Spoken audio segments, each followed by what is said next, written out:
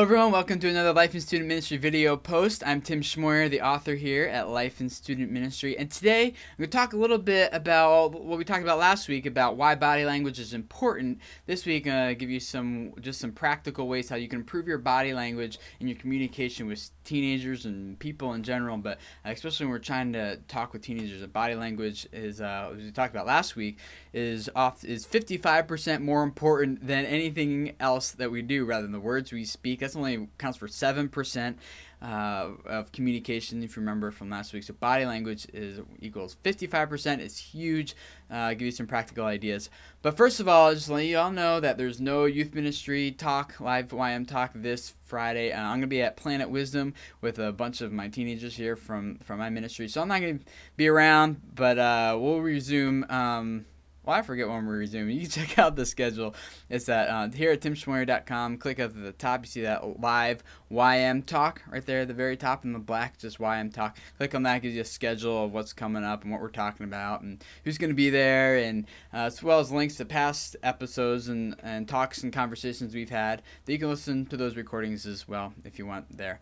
So, but there's just nothing this coming Friday, December 5th. So, guys, have a good time with families, ministries, do whatever you would normally be doing at that time.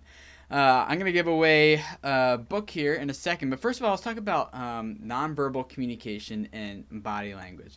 I talked last week, like I said, about some of the reasons why it's important.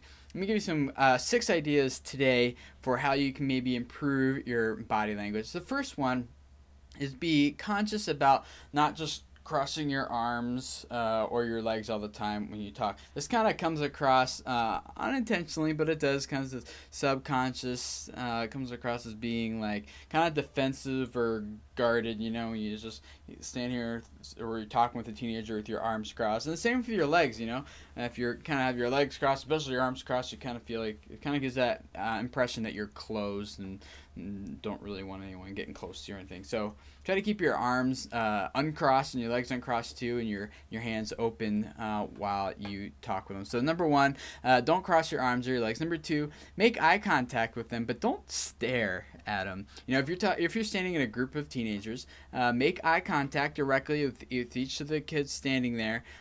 Equally, don't just stare at one kid. That kind of starts to creep people out a little bit. But if you don't make eye contact with anyone, then that kind of comes across as you're being insecure, or you're just not even listening to what they're really saying. You're kind of thinking about something else. So make eye contact and but shift it around to all the other people who are standing around there as well. Number 3, nod when you're talking as if you understand them and you agree with what they're saying, and you're listening, you're actually hearing. It's kind of like an affirmation to the person who's talking that, yes, I understand, I am hearing what you're saying, and I am listening intently. So, I mean, don't do it like Woody Woodpecker or anything. Just once in a while, just assure them that you are listening. Number 3, don't slouch. Sit up straight if you're sitting. This is probably the one I had the most problem with personally, because I like to be comfortable. And for me, comfortable is usually just like, sitting like this, resting my head, or, but this does not look like I'm interested in whatever you're saying when I said that. So try not to slouch. Sit up straight. Just be relaxed. Don't be like over stiff or anything. Just be relaxed. Number 5, smile and laugh. Don't laugh all the time, okay? That's just a little weird too. But smile, like when you're just talking with someone, like when you're nodding, approving of what they're saying, or letting them, acknowledging that you're hearing what they're saying. Also, just smile.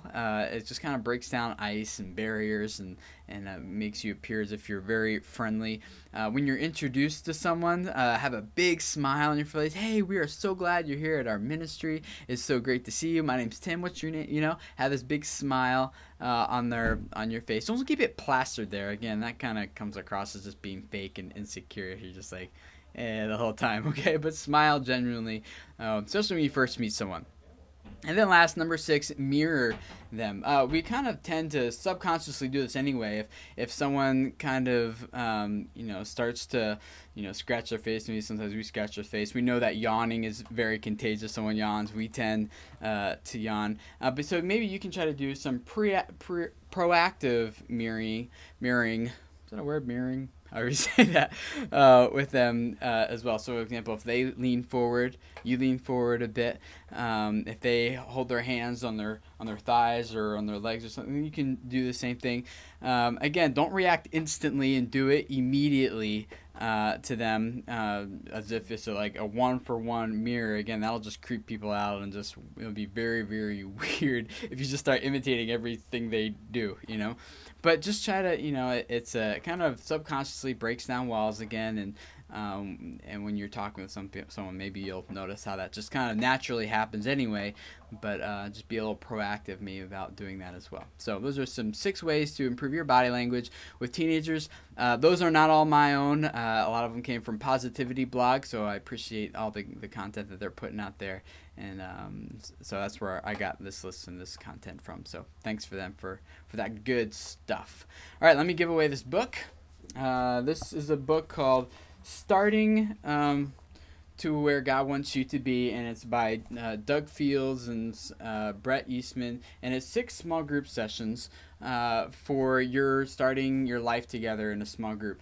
If you have a brand new small group and the kids don't really know each other too well yet, this would be a good resource to just kind of start changing that small group from just a group of individuals to being a really close-knit, intimate community of believers where they feel as if they can really talk and share openly. So how do you get a bunch of kids who don't know each other? How do you start getting them involved in a group? Well, maybe some of these sessions would help. So as always, I'm just going to give it away free to whoever can use it. First person to comment here below at timschmoyer.com. I'll email you then and get your postal address, and I'll send this to you free of charge.